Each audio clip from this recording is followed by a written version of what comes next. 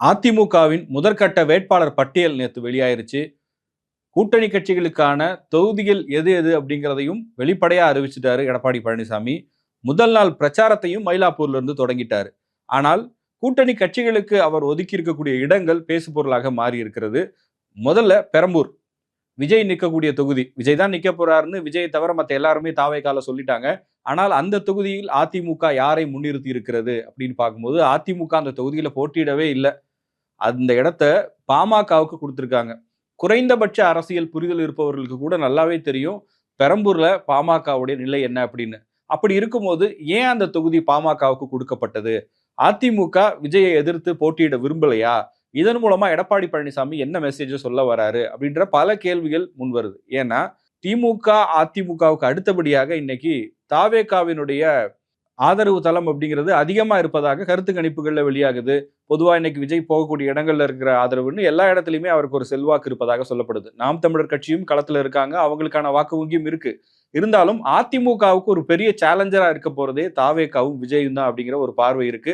விஜயும் அதிமுகவின் நிறுவனரான எம்ஜிஆரை அறிவிக்கப்படாத கொள்கை தலைவராகவே பல இடங்கள்ல பேசிட்டு இருக்காரு. அப்படி இருக்கும்போது இரட்டை இலைக்கு வாக்களித்தவர்களை இன்னைக்கு தாவேகா பக்கம் கொண்டு வருவதற்கான வியூகத்தை விஜய் வகுத்து வருகிறார், அப்படிதான் செயல்படுகிறார். அப்படிங்கிற போது அவர் போட்டியிடக்கூடிய தொகுதியில அதிமுக நின்னா கரெக்டா இருக்கும் அப்படிங்கிற சூழல்ல கூட அதை வேற ஒரு கட்சிக்கு, கூட்டணி கட்சிக்கு விட்டு தருவது, அதுவும் வெற்றி பெறுவதற்கான வாய்ப்புகள் மிக குறைவாக இருக்கக்கூடிய ஒரு சூழலை உருவாக்குவது அப்படிங்கிறது தொண்டர்கள் மனநிலையில என்ன மாதிரி தாக்கத்தை ஏற்படுத்தும் அப்படிங்கிற ஒரு கேள்வி வருது. இப்ப கொளத்தூர்ல அதிமுக தான் நிக்க போகுது, சேப்பாக்கத்துல அதிமுக தான் நிக்க போகுது அப்படின்னாலும் இன்னைக்கு அதிமுகவுக்கு சேலஞ்சரா இருக்கக்கூடிய ஒரு கட்சியை எதிர்த்து ஏன் அதிமுக வேட்பாளரை நிறுத்தல அப்படிங்கிற ஒரு கேள்வி வருது.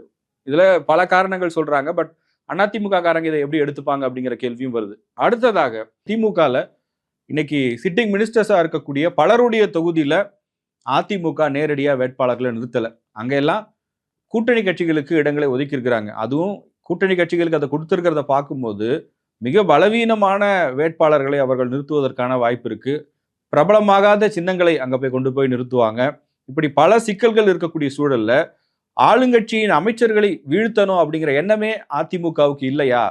அதையெல்லாம் கூட்டணி கட்சிகள் கையில கொடுக்குறாங்க அப்படின்னா அவங்களுடைய தாட் ப்ராசஸ் என்னவா இருக்கு? உண்மையிலேயே அதிமுக திமுகவை வீழ்த்தி விட்டு ஆட்சிக்கு வரணும்னு நினைக்குதா? இல்ல அவங்க வேற ஏதாவது ஒரு ஐடியால இருக்காங்களா? அப்படிங்கிற கேள்வி இயல்பாகவே அரசியல் பார்வையாளர்கள் எல்லாருக்குமே வருது. இதுவே திமுகவை எடுத்துக்கிட்டோம் அப்படின்னா கடந்த சட்டமன்ற தேர்தலில் 2021 அன்னைக்கு அதிமுகவின் அமைச்சர்களாக இருந்தவர்கள்ல 2 தொகுதியை தவிர மற்ற எல்லா தொகுதிகளையும் திமுக நேரடியாக களமிறங்கி அந்த வேட்பாளர்களோடு மோதியது. அதுதானே ஒரு உண்மையான போட்டியா இருக்க முடியும். திமுகவுக்கும் அதிமுகவுக்கும் போட்டின்னு சொன்னா திமுகவுடைய ஹெவி வெயிட்ஸை வீழ்த்துவதில் கவனம் செலுத்தணுமா, இல்ல அதெல்லாம் எடுத்து இதெல்லாம் ரிஸ்கான தொகுதிப்பா கூட்டணி கட்சிக்கு கொடுக்கலாம் அப்படின்னு கொடுத்துடணுமா அப்படிங்கிற ஒரு இயல்பான கேள்வி வருது. இது எடப்பாடி பழனிசாமி அவருடைய இமேஜையே பாதிக்கக்கூடிய ஒரு வகையில தான் இப்போ பல பேர் இதை எடுத்து பேச ஆரம்பிச்சுட்டாங்க. விமர்சனமா மாறுது. பாருங்க இந்த தொகுதியிலலாம் அதிமுக நேரடியா நிக்காம அதெல்லாம் கூட்டணி கட்சிக்கு தள்ளி விட்டுட்டாங்க அப்படிங்கிற ஒரு விமர்சனம். இது வெளியில இருந்து வர விமர்சனம். இப்ப அந்த இடங்களை பெற்ற கூட்டணி கட்சி இருக்கும்ல, அந்த கூட்டணி கட்சியின் தலைவர்கள் வேறு வழி இல்லாம அங்க இன்முகத்தோடு பேசிட்டு போறாங்க. அவங்க யாரும் எந்த இடத்துலயும் அவங்களுடைய மாற்று கருத்தையோ முரண்பாட்டையோ தெரிவிக்கல. ஆனால் களத்தில் இருக்கக்கூடிய தொண்டர்களிடம் பேசும்போது அவங்க எல்லாரும் என்னங்க இது ஒரு கொடுத்திருக்கிற தொகுதியில இத்தனை தொகுதி ஜெயிக்கவே முடியாத தொகுதியை கொடுத்திருக்காரு, வேண்டா வெறுப்பா ஒரு தொகுதியெல்லாம் கொடுத்தா மாதிரி இருக்குங்க, எதுக்கு இந்த தொகுதியை கொடுக்கணும், இப்படி கொடுத்தா நாங்க எப்படி போய் வேலை செய்ய முடியும், இதெல்லாம் ஜெயிக்க முடியுமாங்க, இந்த இடத்துல நாங்க நிக்கிறத விட ரெட்டை இலையில இருந்து ஒரு வேட்பாளர் நின்னாருன்னா ஈஸியா ஜெயிக்கலாம், இல்ல ஒரு டஃப்பான ஃபைட்டை கொடுக்கலாம். இந்த இடத்துல பலவீனமான வேட்பாளர்களையும் பலவீனமான கட்சிகளையும் முன்னிறுத்துவதனால அது நேரடியா கூட்டணியை தாங்க பாதிக்கும். அப்ப கூட்டணி கட்சிகளுக்கு கொடுத்திருக்கக்கூடிய இடங்கள்ல யாருமே ஜெயிக்கலனாலும் பரவாயில்லைங்கிற இடத்துக்கு அதிமுக தலைமை வந்துருச்சான்ற கேள்வியை முன்வைக்கிறாங்க. ஆனால் அதிமுக தன்னுடைய பலமான தொகுதிகளை அவர்கள் எங்கெல்லாம் நின்னா கண்டிப்பா ஜெயிச்சிருவாங்களோ, பல ஆண்டு காலமாக அதிமுகவின் கோட்டையாக இருக்கிறதோ அதுல பெரிய அளவுக்கு அவர் காம்ப்ரமைஸ் பண்ணவே இல்லை. இப்போ உதாரணத்துக்கு கடந்த சட்டமன்ற தேர்தலில் கோவையில ஒரே ஒரு தொகுதியை தவிர மற்ற எல்லா தொகுதிகளிலும் அதிமுக வெற்றி பெற்றது. அந்த ஒரு தொகுதிங்கிறது அவங்க கூட்டணியில போட்டியிட்ட பிஜேபி கேண்டிடேட் தான். ஆக மொத்தத்தில் அந்த கூட்டணி தான் கோவையை முழுக்க முழுக்க கைப்பற்றியது. இந்த முறை அங்க பிஜேபியில இருந்து அடிஷ்னலா சீட்ஸ் கேட்கிறாங்க, அண்ணாமலை அங்க நிக்க வாய்ப்பு இருக்கு, குறைந்தபட்சம் 3 தொகுதிகளையாவது கோவை மாவட்டத்தில் மட்டும் பிஜேபி கேட்க வாய்ப்பு இருக்கிறது அப்படிங்கிற அடிப்படையில பேசினாங்க.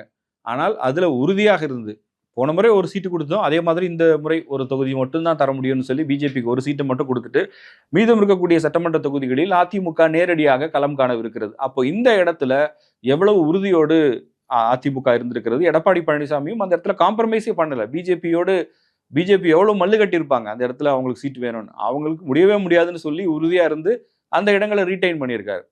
பெரும்பாலும் கொங்கு மண்டலத்திலேயே கோவை மட்டும் இல்லாமல் கோவை, திருப்பூர், நாமக்கல், சேலம் வரைக்கும் அதை சுற்றி இருக்கக்கூடிய பிற மாவட்டங்களையும் கூட பெரிய அளவுக்கான இடங்களை கொடுக்கல. அதிகபட்சம் 5 அல்லது 6 தொகுதிகள் மட்டும்தான் அங்கிருந்து கொடுக்கப்பட்டிருக்கு. ஓவராலாக நம்ம கொங்கு மண்டலம்னு பார்த்தோன்னா கிட்டத்தட்ட ஒரு 45-50 தொகுதி வரும். அவ்வளவு தொகுதியில் வெறும் ஒரு 10% மட்டும்தான் பிஜேபி கொடுத்துருக்காரு. அப்படி இருக்கும்போது தனக்கு எந்த இடம் சாதுரியமாக இருக்குமோ, எங்கே வெற்றி பெறுவதற்கான வாய்ப்பு இருக்கிறதோ அந்த இடத்துல அவர் கான்சன்ட்ரேஷன் பக்காவா பண்ணியிருக்காரு. அதுல எந்த சந்தேகமும் கிடையாது.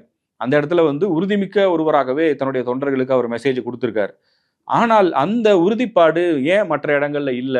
ஏன் சிட்டிங் மினிஸ்டர்ஸை எதிர்த்து தன்னுடைய வேட்பாளர்களை நேரடியாக களமிறக்காமல் கூட்டணி கட்சிகளுக்கு கொடுத்திருக்கிறார்கள்? சரி, ஒருவேளை அந்த தொகுதியில கூட்டணி கட்சி தான் நம்மை விட பலமாக இருக்கிறது, அவங்க நின்னா ஜெயிச்சிருவாங்க அப்படின்னா கொடுக்கலாம், தப்பு கிடையாது. ஆனா இன்னைக்கு அரசியலை நல்லா கவனிக்கிற எல்லாருக்கும் தெரியும் அங்க கொடுத்திருக்கிற பெரும்பாலான தொகுதிகளில் முடிவு என்னவாக இருக்க போகிறது அப்படின்னு. அப்போ ஒரு முடிவை எதிர்பார்த்து இது நடந்தாலும் பரவாயில்லைன்ற ஒரு இடத்துக்கு அதிமுக வந்துருச்சாங்கிற விமர்சனம் தான் இன்னைக்கு மிகப்பெரிய அளவுக்கு முன்வைக்கப்படுது. நம்ம எங்கெல்லாம் ஜெயிக்க வாய்ப்பு இருக்கோ அங்க ஜெயிச்சா போதும். அப்போ ஆளுங்கட்சியா வருவதை விட குறைந்தபட்ச இடங்களை உறுதி செய்வதுதான் அதிமுகவின் நோக்கமா அப்படிங்கிற கேள்வி இன்னைக்கு நிறைய பேர் சமூக வலைதளங்கள்ல எழுத ஆரம்பிச்சிட்டாங்க. காரணம் என்ன அப்படின்னா, ஒரு அரசியல்ல மக்கள் கவனிக்கும் போது திமுக அதிமுகவும் தான் பயங்கரமான ஒரு போட்டி இருக்குப்பா, இவங்களா அவங்களா 2 பேருக்கும் டஃப்பா இருக்கே களம் அப்படின்னு சொல்றதுக்கும், பல இடங்கள்ல அமைச்சர்கள் நிற்கிற தொகுதியெல்லாம் இது மாதிரி கூட்டணி கட்சி கொடுத்துருக்குறாங்கப்பா, அங்கெல்லாம் அவ்வளோதான் போல டஃப்பா இருக்கும், வாய்ப்பே இல்லை அப்படின்லாம் சொன்னாங்கன்னா அது ஒட்டுமொத்தமாக தேர்தல் முடிவையே கூட பாதிக்கக்கூடிய அளவுக்கான வாய்ப்புகள் இருக்கு. அப்படி இருக்கும்போது எந்த அடிப்படையில் அதிமுக இந்த முடிவை எடுத்திருக்கிறதுங்கிற ஒரு கேள்வி முன்வைக்கப்படுது. இப்போ அதே நேரத்தில் அவங்க சைடில் கேட்டோம் அப்படின்னா, இப்போ எங்க 30 பேருக்கு மேலே இருக்காங்க சிட்டிங் மினிஸ்டர்ஸ், 15 தொகுதி மட்டும் நீங்கள் பேசுறீங்க, மீதி 15 தொகுதியில் நாங்கள் தானே நிற்கிறோம் அப்படின்னு அவங்க சொல்லலாம். பட் 50% இடங்களை திமுகவில் மிகப்பெரிய அதிகார பலமும் பணபலமும் கொண்ட திமுகவின் தலைவர்களை, உதாரணத்துக்கு இப்போ KN நேரு இருக்காருன்னா அவருடைய தொகுதியை கூட்டணி கட்சிக்கு கொடுத்துருக்குறாங்க. அந்த இடத்துல அவங்க எப்படி ஃபைட் பண்ணுவாங்க? அங்கே ஒரு அதிமுக வேட்பாளர் இருந்தால் பலமா இருக்குமா, இல்லை வேற ஒரு கட்சி இருந்தால் பலமா இருக்குமா?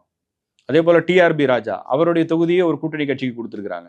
இப்போ இந்த மாதிரியான அணுகுமுறை அப்படிங்கிறது இன்னைக்கு அதிமுக தொண்டர்கள் மனநிலையில் மிகப்பெரிய அளவுக்கு ஒரு தாக்கத்தையும் பல கேள்விகளையும் எழுப்பி இருக்கிறது. அதனுடைய வெளிப்பாடு தான் இன்னைக்கு சோசியல் மீடியாலையும் நிறைய பேர் எழுத ஆரம்பிச்சிட்டாங்க.